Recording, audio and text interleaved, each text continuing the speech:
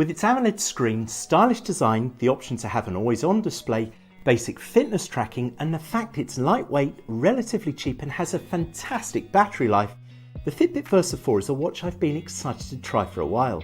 However, as good as these features are, not everything about it is roses.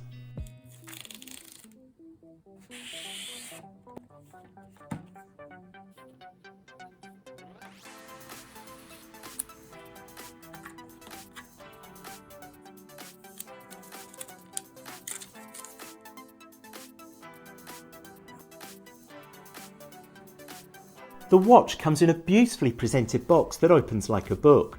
Within you'll find a charger that magnetically clips to the back of the watch, an additional longer wrist strap, quick start information, and of course the Fitbit Versa 4. The square-shaped design of the Versa 4 is wonderfully simple with rounded corners, an aluminium casing and a single button on the side. It also comes in several colours, including black with a graphite case, blue with a platinum case, pink with a copper rose case, and the one that I have, beet juice with a copper rose case, which looks really smart. I've added links to all of these watches in the description below. There's also a wide range of wrist straps or bands to choose from, ranging from sports bands to leather, loop type bands and wristbands that are vegan friendly. And if you already own a Fitbit Sense 2 or Versa 3, you'll find the bands from these watches also fit the Versa 4. Size-wise, the watch measures 40.5mm in length and width. It has a height of just over a centimetre and weighs approximately 40 grams, meaning it's lightweight and comfortable to wear. The touchscreen AMOLED display with its 336 by 336 pixel resolution is extremely clear, providing vivid colours and a sharp image, and is bright enough to see in sunlight. And the battery life is fantastic, lasting up to 6 days, although this will vary depending on how you use your watch.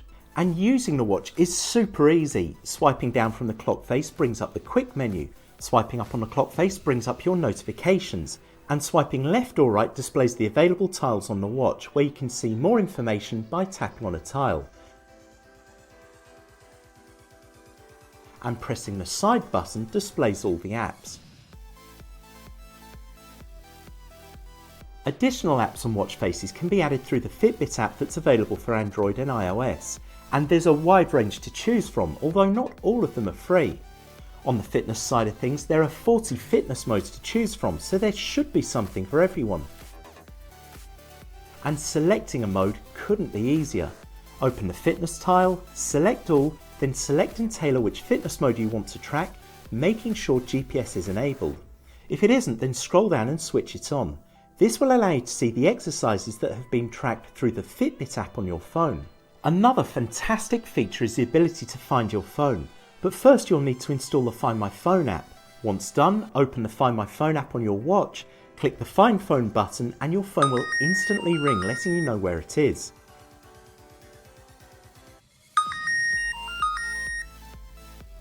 Taking calls on the watch is another great feature, and when it works, it's fantastic. But unfortunately, connecting to the watch isn't always successful, so make sure you have your phone close by.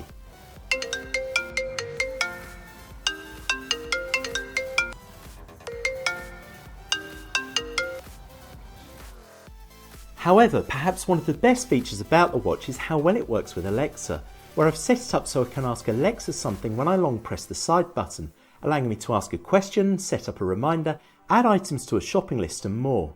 What is the population of Japan? In 2023, the population of Japan is 123 million people.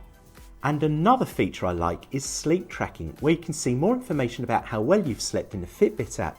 Although I hasten to add, I'm still not a fan of wearing a watch in bed. The integration with Google Maps is also very good. Simply set up where you want to go through the Google Maps app on your phone, click Start and it will show you step by step which way to go.